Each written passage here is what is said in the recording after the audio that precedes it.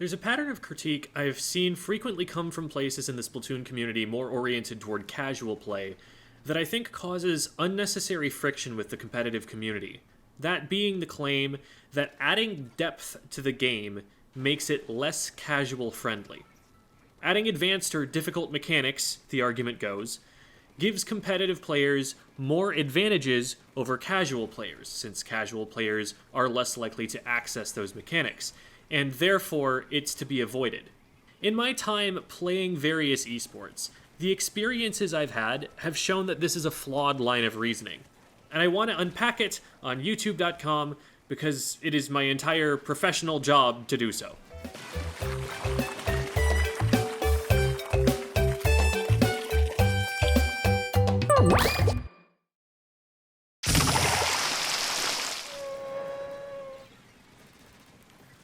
One immediate problem that comes up when we start to think about this argument is that we need to describe what depth means in a video game, and that by itself is probably a big part of why there's a disagreement to begin with.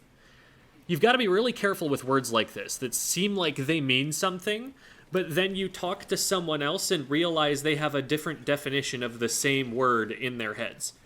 FLC has taken issue with the word pressure, for example, for the same reason. People might use pressure to mean the threat to splat someone with a main weapon, or throwing a bomb at them to get them to move, or even just painting in their direction, moving toward them, and these have very different implications for how the opponent will respond and how effective they'll be at winning an advantage in that scenario. But if we use the same word to mean all three, how can the word be used to communicate effectively? So too with depth. So I'm going to give a definition by way of making a comparison to a different couple of games, Tic-tac-toe and chess. Tic-tac-toe is a game that's very shallow. There are only 9 possible moves. What's more, upon observing some simple facts about the game's rules, you can start to understand that 4 of those 9 first moves are putting a piece in a corner, and 4 other moves are just a piece on an edge. Situations you can respond to in exactly the same way just by observing symmetry once you recognize the pattern. Even a young child can be trained to play well enough that every game with them results in a draw. The game does have some advantages. It's very easy to teach the game to someone even at a very young age, so it's a way someone can interact with a child in a way that will help the child practice logic.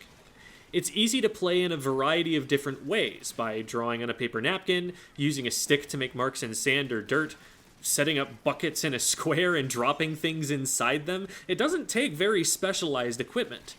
As such, the game is very universally well known. I haven't explained any of the rules in this video, and yet I expect that my audience all understand how this game is played. But Tic-tac-toe isn't well respected as a competitive game. Again, any well-played game of tic-tac-toe is a draw. It takes a significant error to ever lose. Why would someone devote their lives to winning at a game when almost anyone they play will be able to force a draw? There's nothing more to learn about it. In chess, by contrast, every move creates a new set of available options for how the game will play out, and they can't be simplified as much as tic-tac-toe can. Different pieces move in different ways, making it so they can be used in combination to create all sorts of different effects. There are more rules to understand. You can teach someone the basics of how the pieces move, although that's a lot more complicated than how to place a piece in tic-tac-toe, but in doing so, it's easy to forget to mention castling, when it is and isn't allowed, or en passant. This has some disadvantages compared to tic-tac-toe. It's harder to teach someone else how to play this game. A game takes significantly longer to play out in its entirety, so it may be hard to keep a young child focused on it for long enough to complete a game. There are more pieces that need to be distinguished from each other in more ways than just, this is your piece and this is my piece. As such, it needs more specialized equipment. You're probably not going to want to try and play this on the back of a napkin or by drawing in the sand, and if you want to try using buckets as the squares, you'd better have a lot of buckets and a lot of kinds of objects to put in them. As such, I would definitely call the game of chess less accessible than tic-tac-toe. There are more barriers to entry. It's harder to get started. Fewer people will be able to play. Chess, however, is a widely known and respected competitive game. People study and memorize chess, and push their brains beyond their limits to study their opponents, study the theory behind certain lines or sets of possibilities opened up by certain opening moves. Even machines we've programmed to play the game better than any human still haven't solved the game in the way that tic-tac-toe is solved. People cheat because they care so much about winning at this game. People know famous chess players. A lot of people have heard of Magnus Carlsen, or Hikaru Nakamura, or Garry Kasparov, or Bobby Fischer.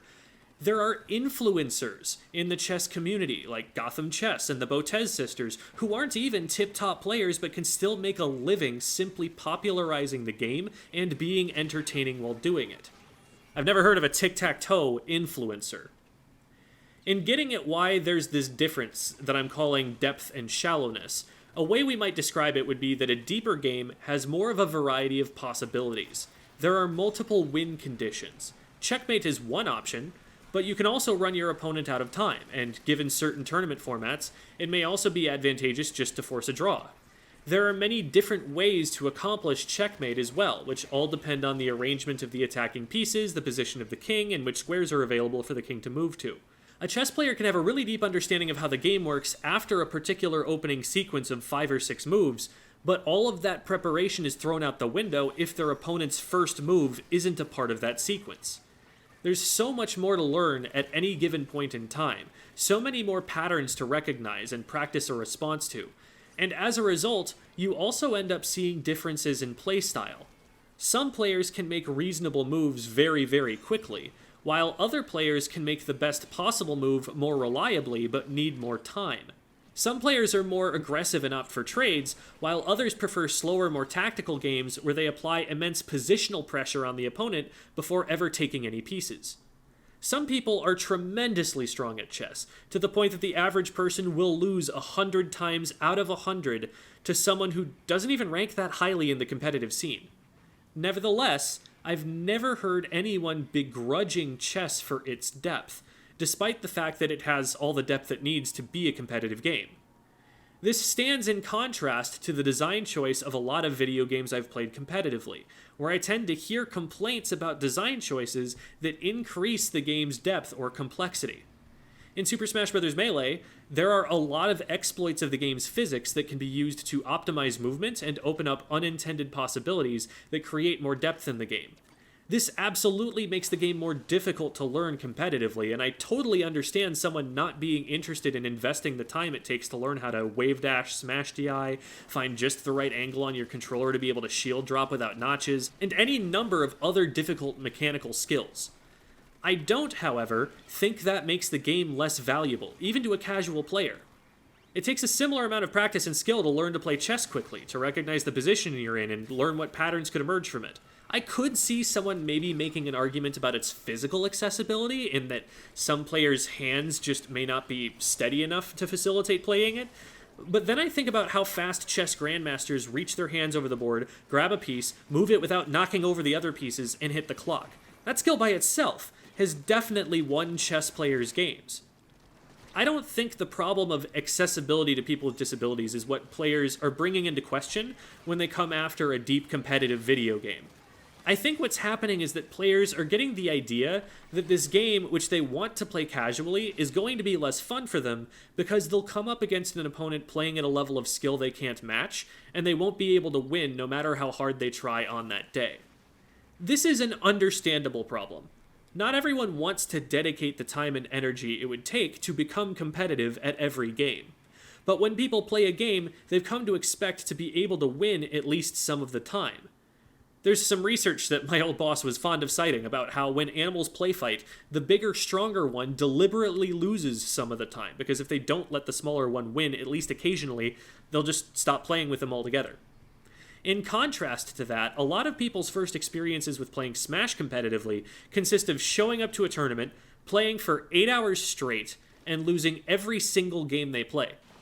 From that perspective, this would be a demoralizing experience. I would argue that if you need to be able to win the game for it to be as fun for you, then you are competitive, whether you're really being honest with yourself about that or not. And you should develop the mental fortitude to improve at the game, to learn, and keep learning, even while you're losing. If you're a casual player, and so by definition you're not interested in putting the time and effort into learning the game at a higher level than you're currently capable of, then you should learn to manage negative feelings that occur when you lose, because you're not putting a ton of time into learning the game so that you lose less, and players who are putting in that effort will definitely be able to beat you.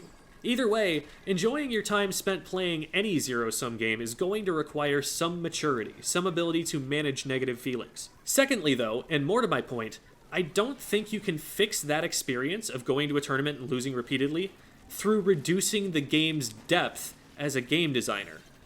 A competitive Melee player is going to beat a casual Melee player whether or not they allow themselves to wave dash. It's not just that advanced mechanic the one player learned that the other didn't that's causing that result. In fact, a lot of advanced techniques like wave dashing in Melee or sub-strafing in Splatoon make a player worse at first because they're using the technique but don't know how it should be applied. It's not the game design that's causing the casual player to lose. It's the fact that the player has only played casually and is playing against competitive opponents. If you want to create an experience where a less experienced player can win and lose in roughly the same amounts as a competitive player, you have a few options. One is to decide the game by pure luck, uncontrollable even by the most experienced players. This makes a lot of casino games work, but since a totally luck-based game has no skill involved, we're talking roulette, not poker here. It's less likely to be something people want to play, as there's not really much of a progression involved up until the point where you start putting something at stake on the game. For a game like Splatoon, we can't do that, so the way I see it, that only leaves us with two options. The first is to make the game shallower, like Tic-tac-toe, where any player can force a draw even against more skilled opponents. This doesn't exactly satisfy the complaint that the less experienced players never get to win, though, because in Tic-tac-toe, no one gets to win. It's not that I win sometimes and I lose sometimes, it's that every game I play is a draw. The only other option is to only ever allow people to play against opponents that are close to their skill level, so they never have to run up against an opponent who will beat them 100% of the time, even though those players do exist in the population. You can use skill-based matchmaking to pair people up against opponents who are close to their skill level, and this is the solution that's been chosen for Splatoon. It's not like a game of tic-tac-toe, where the only available opponent might be your brother, and you have to go easy on him because your parents told you to. When you have a player base of millions of people, you can pair them based on their ability, regardless of their age or location or prior experience, just based on whether they're more or less likely to win games. That's the thing that always frustrates me when people argue that competitive players are going to be able to beat up on little kids in the game because they're so much better. That doesn't happen. A little 4-year-old kid who just likes rolling her splat roller around and squishing people by running into them is never going to get matched up in an online lobby against top teams like Starburst or Jackpot. They're going to have different matchmaking ratings, and they'll never be paired against each other. This is why I made a video a while back about the different skill levels in Splatoon and the progression between them. I wanted people to understand just how small of a slice of the community they actually get matched up against in games. I wanted people to understand just how high the skill ceiling goes, how mind-blowingly different a B rank is from an 1800 X power is from a 3100 X power. I wanted people to understand that nobody that a casual player encounters in their lobbies is a top-level crack squad of elite players.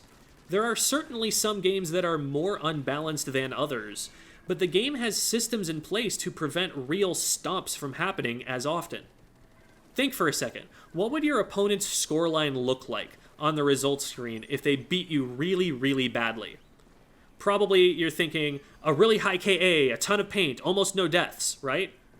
If that's your picture, you probably haven't played against a strong coordinated team before, because what actually happens is that each player on the enemy team gets maybe 2 or 3 splats, but then they move so efficiently off of those 2 team wipes that they're able to KO and end the game in under 45 seconds.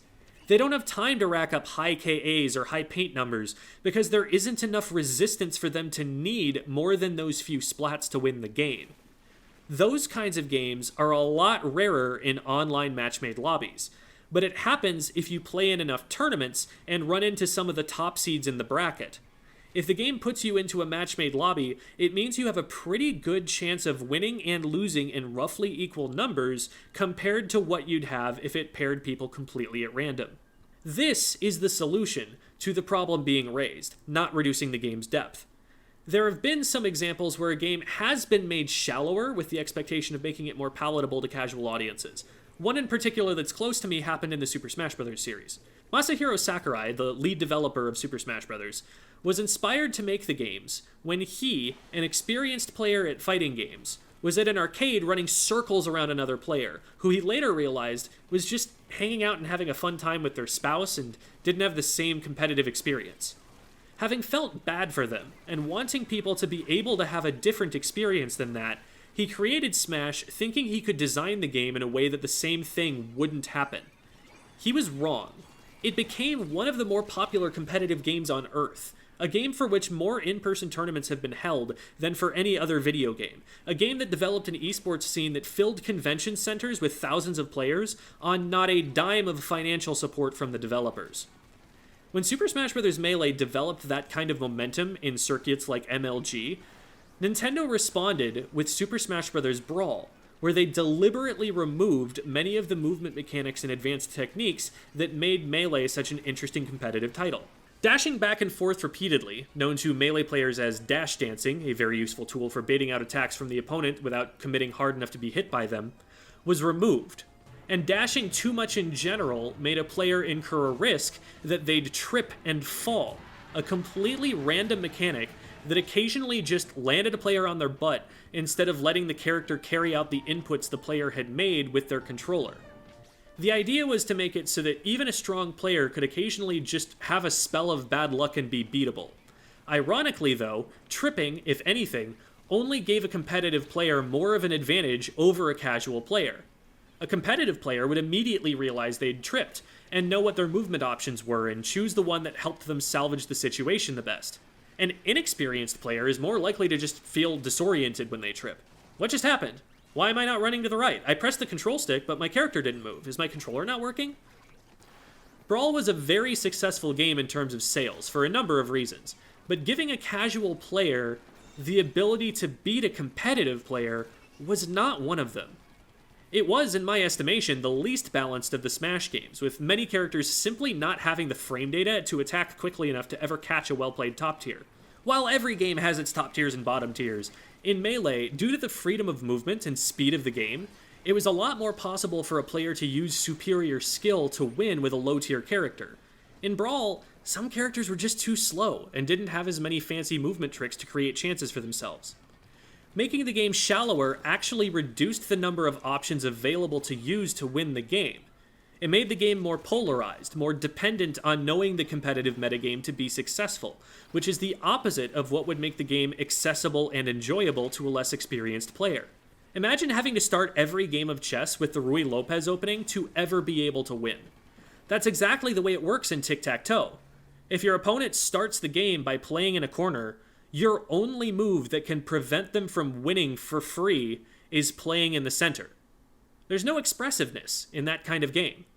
Brawl is certainly nowhere near Tic-tac-toe in terms of complexity, but it's closer to that end of the spectrum than the other Smash titles, and its competitive scene suffered for it.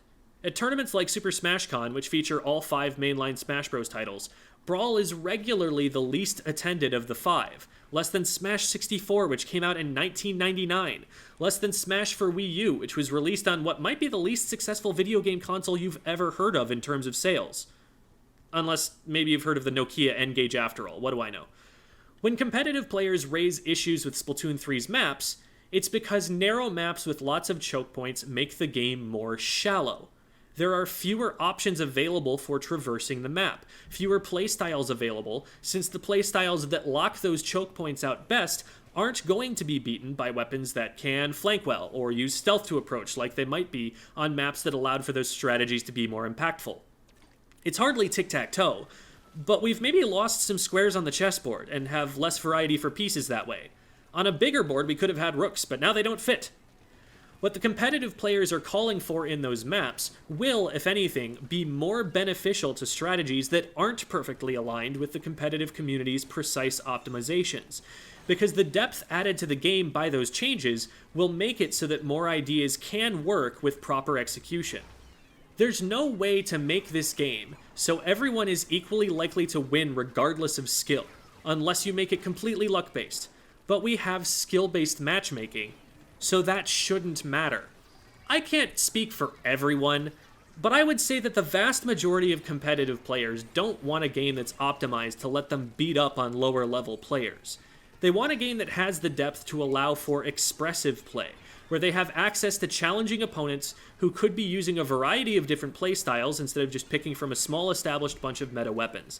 And yes, they do want advanced mechanics that take extra learning if those mechanics enable expressiveness and variety. But they don't want those mechanics so they can beat lower level players. They don't need those kinds of movement mechanics to be able to beat the lower level players. They can do that just fine already, given their thousands of hours of experience. They're also not going to play against much lower level players very often. And it's not even that in Splatoon we're calling for advanced movement mechanics that would be inaccessible to newer players. We just want some more paintable walls, man. We just want maps that are a little wider. We want more than one way to traverse the stage, for the game to make cool mechanics like squid rolling useful in more places. I would think that's something casual players could get behind as well.